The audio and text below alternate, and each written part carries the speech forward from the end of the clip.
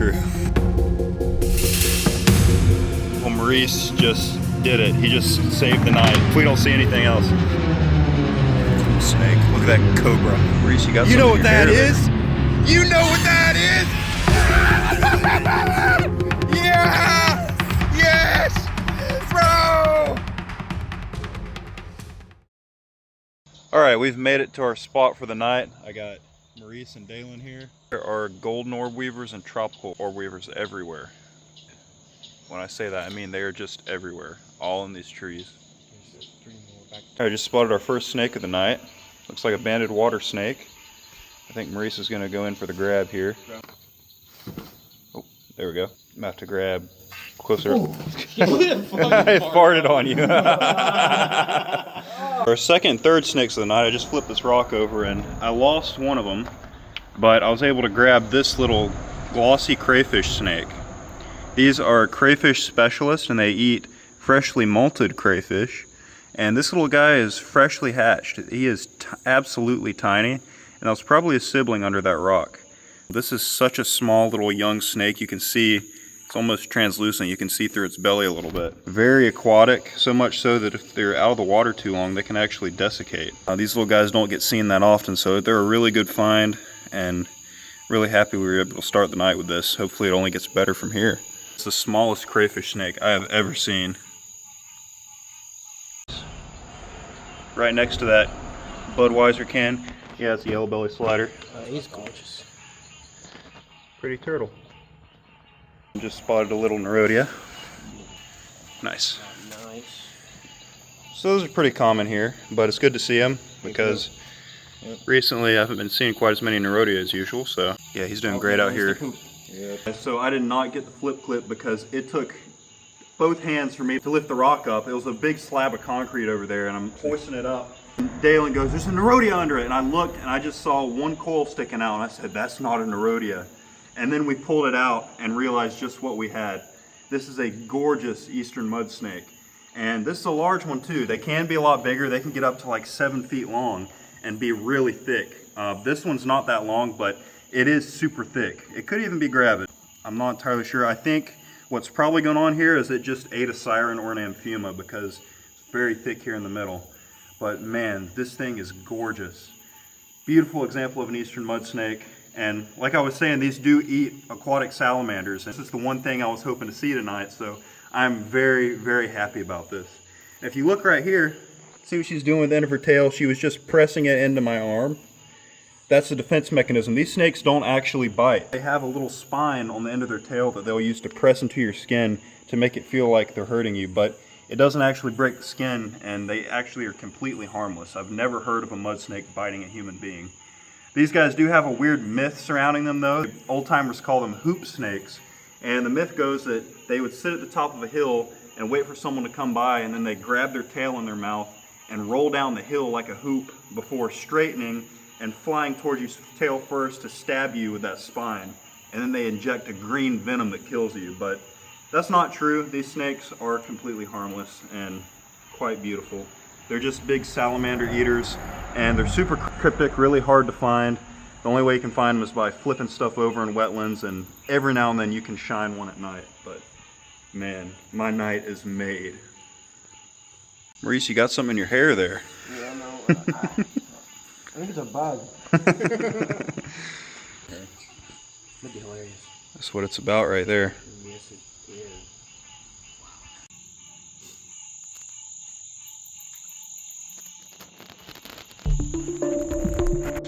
Alright, as beautiful as this snake is, and as much as I'd love to hold it all night, whoa, it's pooping.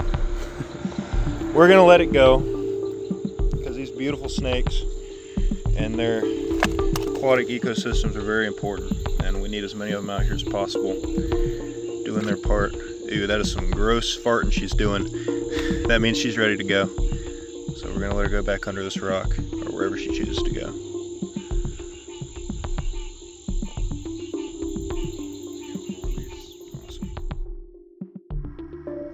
Alright guys, just made it up to South Georgia, and Maurice has already got a brown water snake right here. It's going under that rock. Probably going to see a lot of those tonight, but it's good to be already on the board. Get a look at that guy. Beautiful water snake. Classic. Next species of the night is a banded water snake. Oh, hey, calm down. Pretty one. He's gorgeous. He's trying to wiggle himself in backwards. Nice and red. Look at that belly. It's pretty. Healthy one. Oh, yeah. Got a nice little common musk turtle. He found this nice little stink spot. Look at him. Yeah, and true to his name, he is stankin'. Another banded. This one's more of a tangerine orangish color. Whoa. It's got kind of a neat pattern though. Yeah, I think, is he stuck? Yeah, that's not good. Done our good deed for the day. Little yellow-bellied slider wedged in there. Looks like there's actually a banded hunting right here.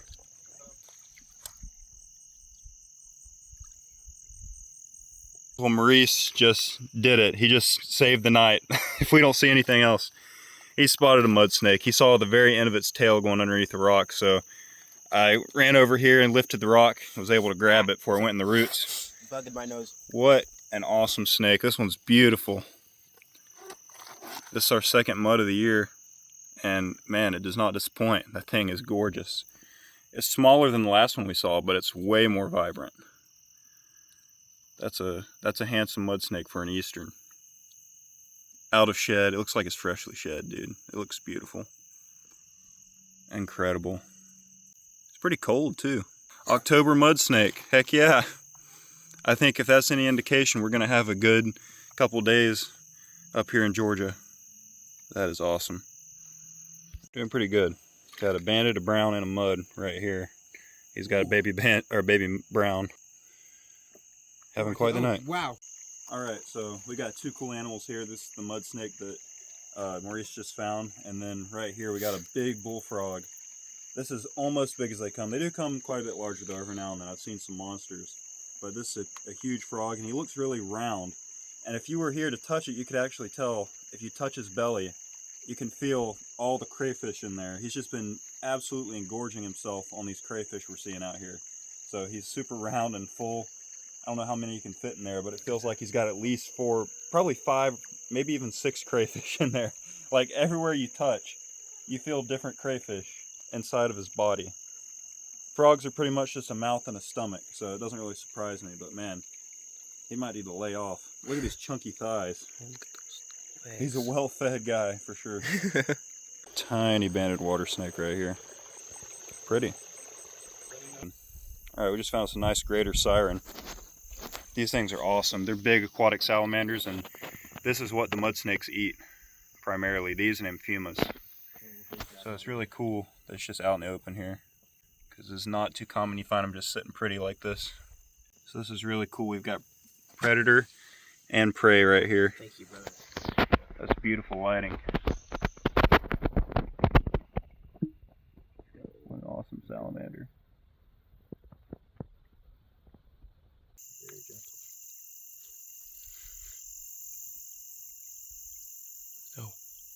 And just like really that. Strange he's letting me do this. Yeah. I think he's okay though. I mean, yeah, he's realizing what's going on now. Yeah, these are awesome salamanders. They're one of the largest salamanders in the U.S. actually. They do get quite a bit larger than this, but they're really hard to hold on to because they're very slimy and slippery. I said this is one of the favorite food sources of the eastern mud snake.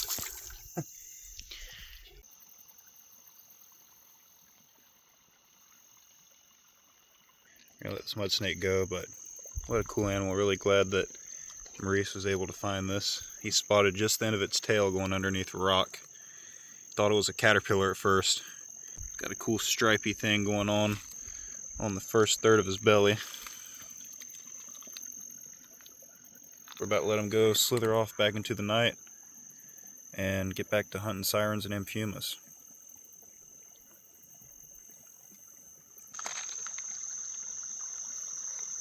I just netted another greater siren. He has some weird little parasites on his back. I've never seen that before. That's really cool. They definitely come bigger, but that's a nice greater siren. Nice healthy one.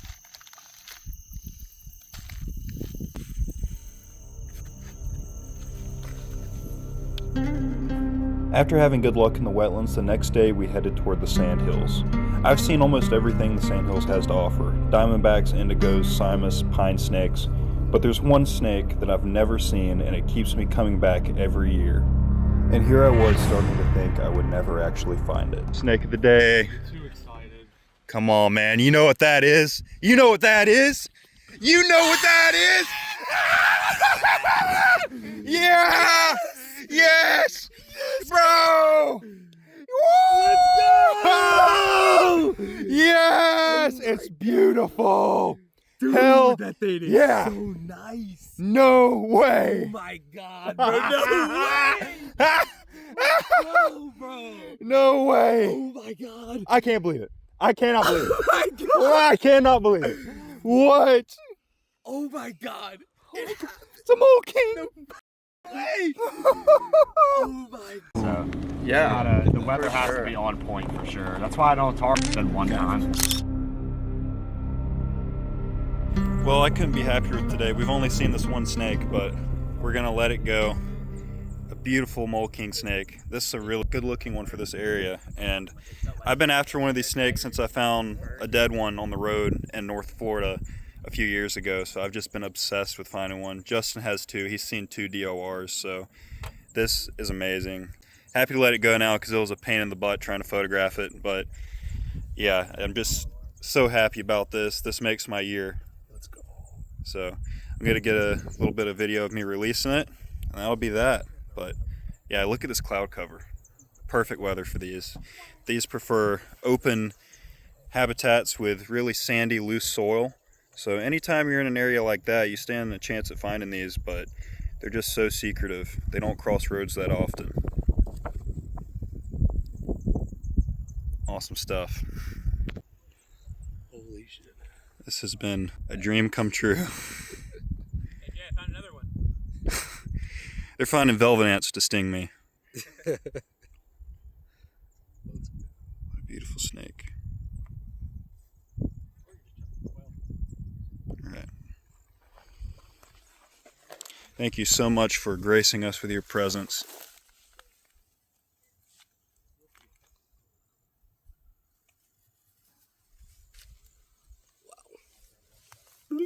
And he's disappeared.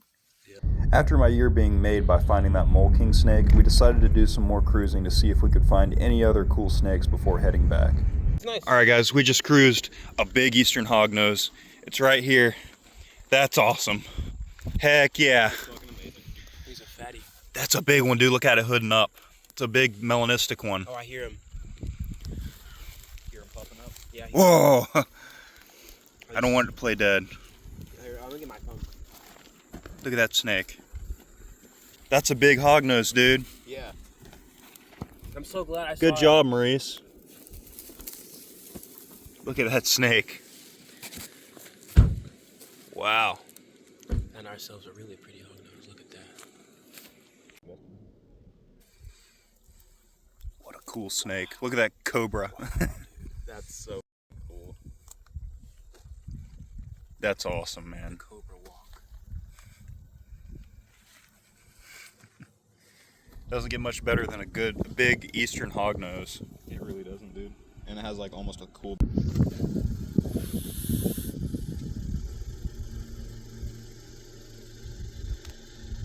Hognoses have very individual personalities. This one's not one to play dead as quickly as others, but he did it first.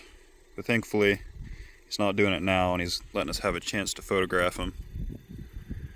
Yeah, eastern hognose snake. These come in a bunch of different colors and patterns. This one's melanistic, but southern hognoses usually come in various shades of sand color like red, orange, yellow, tan. They, on average, typically seem to not get as big as easterns. All in all, I think easterns are a more charismatic snake, but they're both cool. In this habitat, it's actually more common to see the southerns, but you will find easterns every now and then.